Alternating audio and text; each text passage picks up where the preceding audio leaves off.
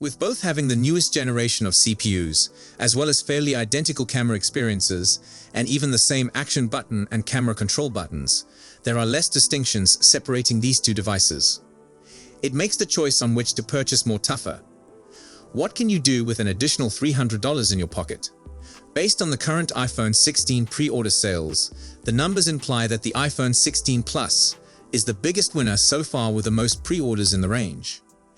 It's a bizarre break from the usual, which is why an iPhone 16 Plus versus iPhone 16 Pro Max face-off is important to decide which huge iPhone you should choose.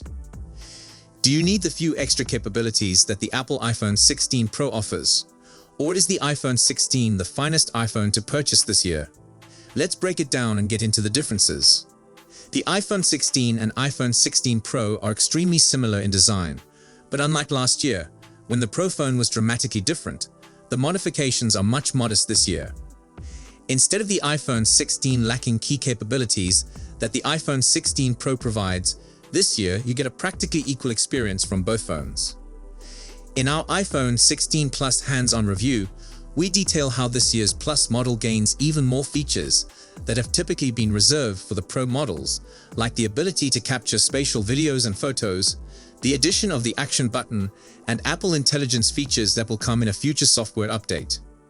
Factoring in its big display and how its predecessor had the longest battery life in an iPhone last year, there are more convincing reasons to acquire the 16 Plus.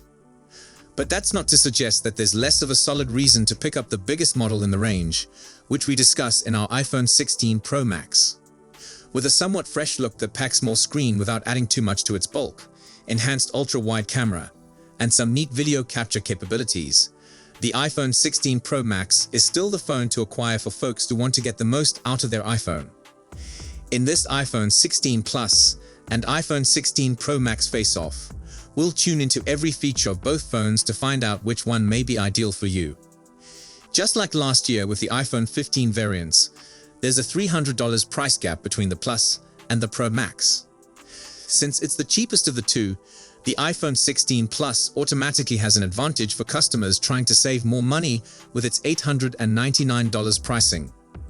In comparison, the iPhone 16 Pro Max charges a $1,199 premium that puts it a little bit out of reach for certain customers.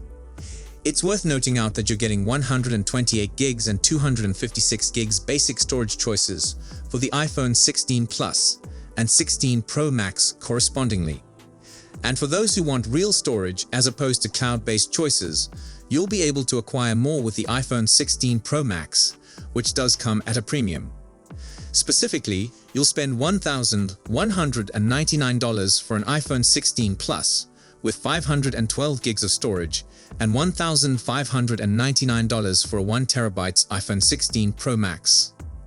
Given how you're paying more for the iPhone 16 Pro Max, you're receiving a somewhat more premium design with a titanium alloy frame on the Pro Max, giving higher durability and protection. It's also significantly larger and heavier, although the accompanying heaviness helps give it a more substantial build when held in the hand. However, you can make a case that the iPhone 16 Plus has a more endearing appearance owing to how it's available in brighter hues that give it an even more beautiful aspect. Available in 5 various hues, the iPhone 16 Plus undoubtedly catches attention owing to its vivid colors, including pink, turquoise, and ultramarine. These brighter hues do a better job of sticking out than the neutral colors of the iPhone 16 Pro Max. Both phones include ceramic shield glass that's purportedly harder than anything other smartphone glass on the market, as well as the same IP68 classification for water and dust protection. And finally, their designs are same in a manner since they're ornamented with the action button, camera control button, and USB-C port. That said, the iPhone 16 Pro Max benefits from speedier USB 3 capability for up to 10 GB per second speeds. In years past, the Plus and Pro Max versions sported the same size screens, but that's not the case with the iPhone 16 series. The iPhone 16 Pro Max sports a bigger 6.9-inch Super Retina XDR display, while the iPhone 16 Plus has a 6.7-inch one. While the size difference doesn't appear much on paper, The iPhone 16 Pro Max is able to fit in more screen real estate with just a minor increase in height over its predecessor due to the narrower bezels surrounding the display. In terms of detail, the Pro Max and Plus theoretically have the same pixel density of 460 ppi. You'll discover the higher 2868 by 1320 resolution with the iPhone 16 Pro Max, but thanks to its smaller 6.7-inch screen and 2796 by 1290 resolution, the iPhone 16 Plus crams just as many pixels as its more costly brother. But resolution alone doesn't indicate the superior display, since other things do important. One area we're interested to see tested is how bright their displays can go. That's because Apple has the same peak 3000 nit rating for both models, but we've observed how the iPhone 15 Pro Max glows brighter in our benchmark tests over the iPhone 15 Plus, making it more visible in direct sunlight. We predict no change this time between the iPhone 16 Plus and 16 Pro Max, although it would only help the latter to justify its greater cost. And lastly, it's worth pointing out that the iPhone 16 Pro Max advantages in a major manner with its 120Hz ProMotion display, which makes it more ideal for gaming. In comparison, the iPhone 16 Plus is painfully locked with a 60Hz display refresh rate. There's lots of hype about cameras on both fins, particularly as they come packed with a new camera control button for better control in how photographs and movies are shot. There's a learning curve in understanding all the movements that are required to switch between the settings using camera control, but it's really more of a boost here for the iPhone 16 Plus, since it shares same functionality as the iPhone 16 Pro Max. Also worth mentioning is that the iPhone 16 Plus now acquires the capacity to record spatial photographs and videos thanks to the altered vertical layout of its two cameras. When it comes to the hardware itself, the iPhone 16 Pro Max still gets an advantage mostly for its triple camera system, which comprises of a 48 megapixels primary, updated 48 megapixels ultra-wide, and a 12 megapixels telephoto with 5x optical zoom. Meanwhile, the iPhone 16 Plus is still confined to a dual camera system that's made up of a 48 megapixels primary sensor combined with a redesigned 12 megapixels ultra-wide. Just like previously, Apple's remedy to the absence of a specialized zoom camera in the iPhone 16 Plus is to employ pixel binning with the primary camera to create 2x magnification with optical quality. You'd think there would be an advantage for the costlier iPhone 16 Pro Max, but it sports the same 12 megapixels selfie camera like the 16 Plus. Of course, we're excited to snap comparison photographs with both iPhones in hand to fully detect whether there are any changes between them. Historically, the Pro Max models have produced greater dynamic range and low light capabilities than the Plus versions, therefore we predict for it to be no different this time. Apple undoubtedly made video recording more of a focus this year, but it's much more noticeable with the 16 Pro Max. Video shooters will be pleased by the 16 Pro Max's improved video capture of 4K at 120 FPS, which offers up more creativity by slowing down the clip. The iPhone 16 Plus can still take video at up to 4K at 60 FPS. Video is one part of the equation, but Apple also puts in a new function on both iPhones to produce even better sounding audio. The new audio mix depends on the 4 microphones on both models to separate sounds, so that you may change the sound later on using the Photos app. However, the iPhone 16 Pro Max features studio quality microphones that should record greater audio. Bucking the tradition of employing last year's processor, the iPhone 16 Plus actually benefits from using Apple's newest technology. The A18 chip powering the iPhone 16 Plus employs a 3-nanometer manufacturing process, while the iPhone 16 Pro Max has a turbocharged edition, the A18 Pro, that comes with a 6-core GPU, plus the 5-core GPU in the ordinary A18. Both chipsets have 6-core CPUs with 2 performance and 4 efficiency cores, combined with a 16-core neural engine to tackle new AI capabilities with Apple Intelligence.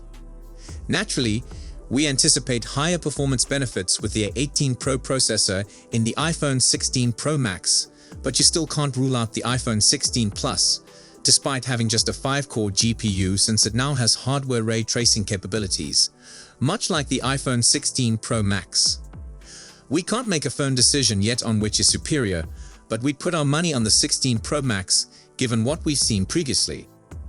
Apple doesn't divulge the battery capacity in its phones, but the firm does make the claim that the power packs within the iPhone 16 Plus and iPhone 16 Pro Max are bigger than previously. But as much as the iPhone 16 Pro Max may have the bigger battery, it could not wind up having the longer battery life. That's because the iPhone 15 Plus outlasted the iPhone 15 Pro Max when we tested them last year, which may turn out to be the case this time after we thoroughly checked them out. Even while it doesn't look like Apple has updated the wired charging speeds with the full iPhone 16 series, they do get upgraded with quicker 25-watt speeds with MagSafe wireless charging up from the 15-watt rates from previously.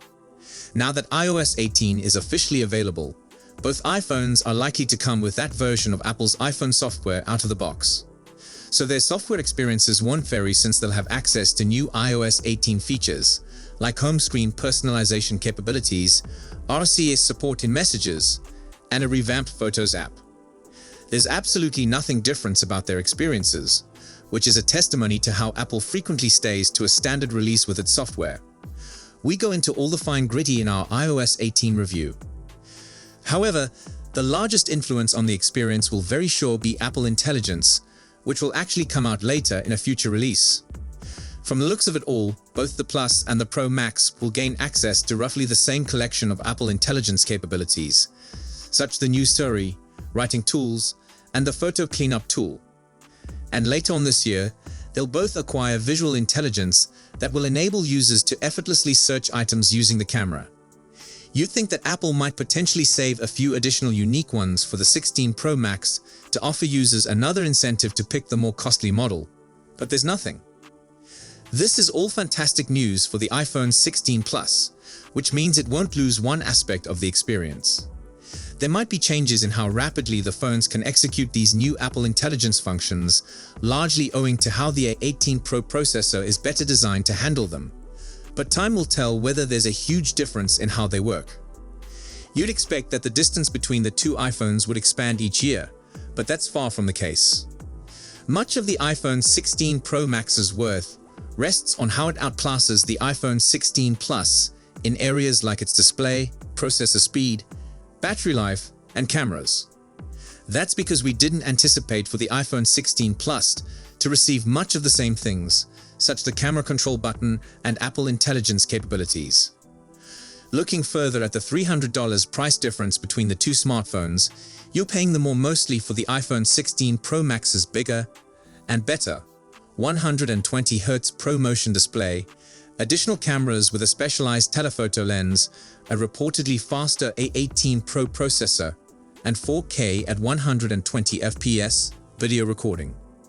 These may not be enough to persuade consumers right now, which is perhaps why the iPhone 16 Plus is outperforming expectations with pre-order sales at the moment.